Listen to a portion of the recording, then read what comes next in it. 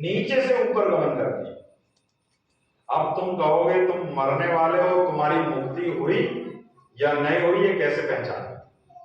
तुम्हारे शरीर को जब ले जाकर के जलाया गया तो यहां जो देवी होती है वो हाकिनी देवी कहा गया है। उसका कार्य इन पांचों देवी की अधिष्ठात्री देवी यही रहती है।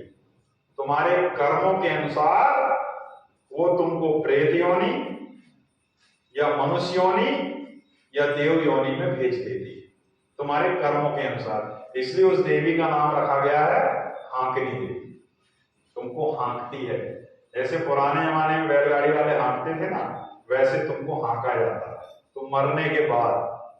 तो ये ध्यान करना, ये तुम्हारे जो 7 ऊर्जा के रंग कहे गए हैं, तुमने जैसे ही शरीर छोड़ा ये 7 रंग के अलग अलग रहते हैं।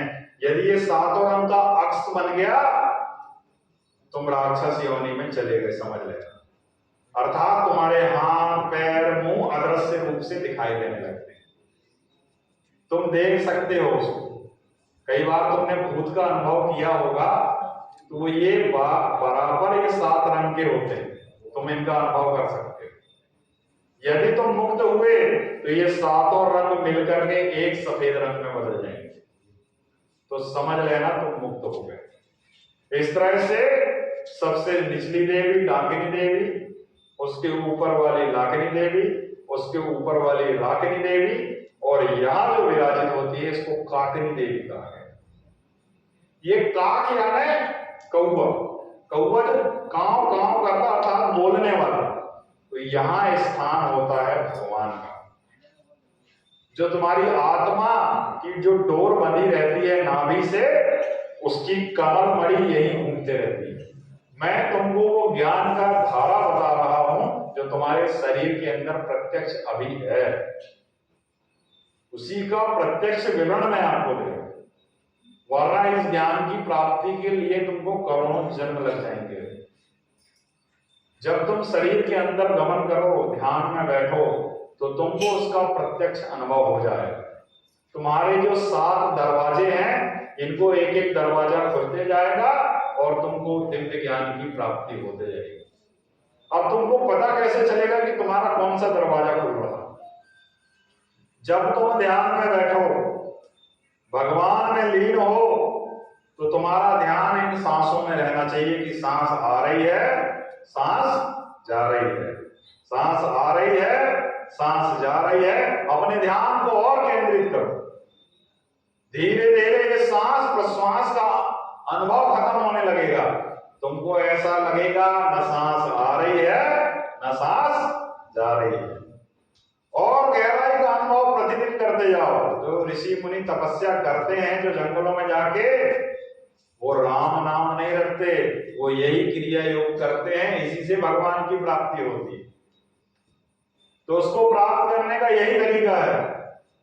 श्वास प्रश्वास पर जब तुम्हारा नियंत्रण हो जाए और केवल एक ध्यान रहे, तो धीरे धीरे तुम्हारा पहला दरवाजा खुलता है, वो लाल रंग का होता है, उसी को कहा गया है मूलाधार चक्र। दूसरा दरवाजा जो पीले रंग का है, जब वो खुलता है तो उसकी देवी लाकिनी देवी कही गई है और उसके 2 मुख दिखते हैं।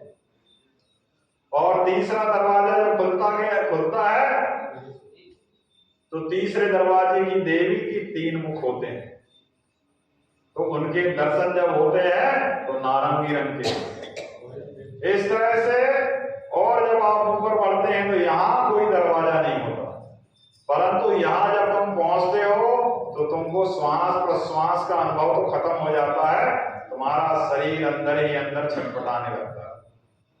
फिर वो भी दरवाजा जब खुलता है, इसको कहा गया है शाकिनी देवी का स्थान, जिसके 4 मुख होते हैं।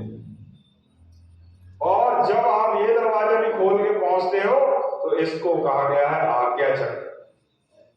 ये आज्ञा चक्र का जो स्थान 5 मुख की देवी हाकिनी देवी का, और ये स्थान कहा गया है ब्रह्मरंध्र। इस तरह से तुम्हारे ये दरवाजे खुलते हैं, 7 दरवाजे, और तुमको भगवान की प्राप्ति होती है।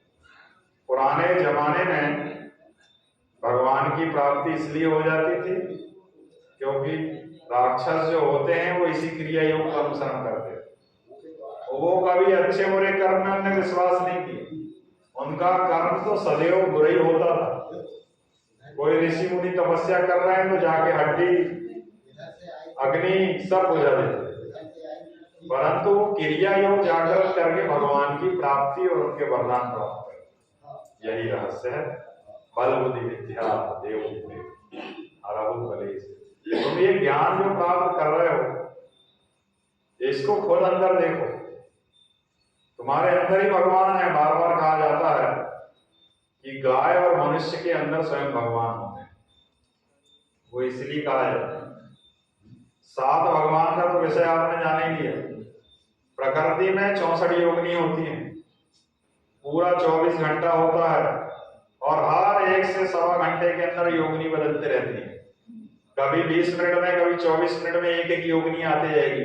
योगिनी का मतलब ही योग होता है, यानी उस कालखंड में वो योगिनी यदि आ गई तुम्हारे पास और तुमने उससे जो मांग लिया तो वो तुमको मिल जाएगा। परंतु ये समझोगे कैसे? जब तक तुम अंदर नहीं शरीर के जाओगे तुमको इन भेदों का कोई भेद समझ में नहीं आने वाला।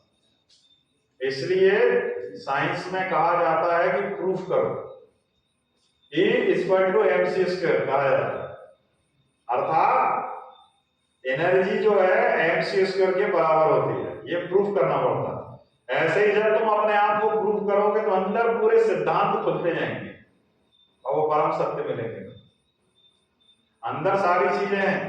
और मैं ये भी बता दूं, तुमने जो रामायण में देखा होगा कि महर्षि तप कर रहे थे और मेनका आई और उस तप को विध्वंस कर दिया, तो ये तुम्हारे अंदर भी होगा जब तुम ध्यान में बैठोगे।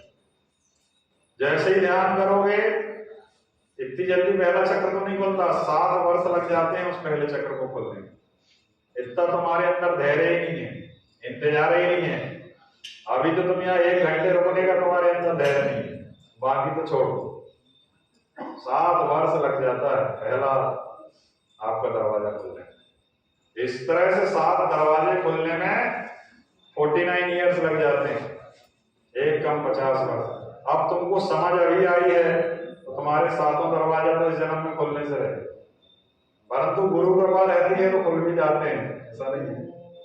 परंतु सदैव यदि आपका रास्ता सही है, शुद्ध है, तो एक एक जब खुलता है और जो मूलाधार चक्र, स्वादिष्ठान चक्र और मणिपुर चक्र खुलता है, इसके ऊपर ही दिव्य शक्तियां तुमको मिलती हैं। अर्थात तुम्हारी सोच से चीजें होने लगती हैं, वो प्रक्रिया होती है मणिपुर चक्र से निकलने के बाद। इसी को इन तीनों चक्रों को कहा गया है भवसागर।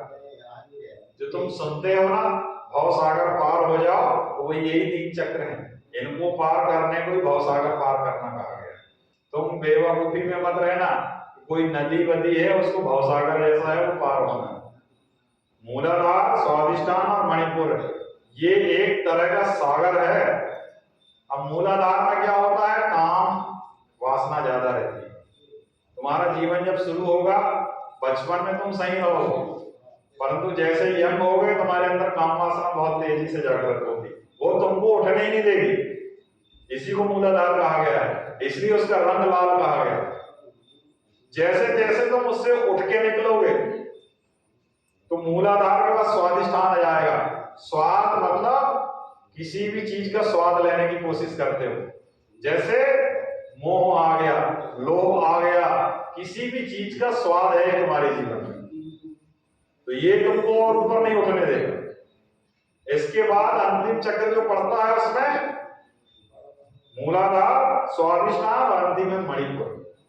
जब मणिपुर से निकलोगे तो तुम समझ लो ये छल प्रपंच से बच गए और इस जीवन को सही दिशा दे दी। तो 14 भुवन एक पति होई, इसीलिए कहा जाता है हमारे शरीर के अंदर 7 दरवाजे 14 भुवन हैं और उस 14 भुवन का मालिक एक है आत्मा। इसलिए कहा गया 14 भुवन एक पति हुई। तुम बार बार बहुत सारी चीजें तुमको समझाई जाती है वेदों में।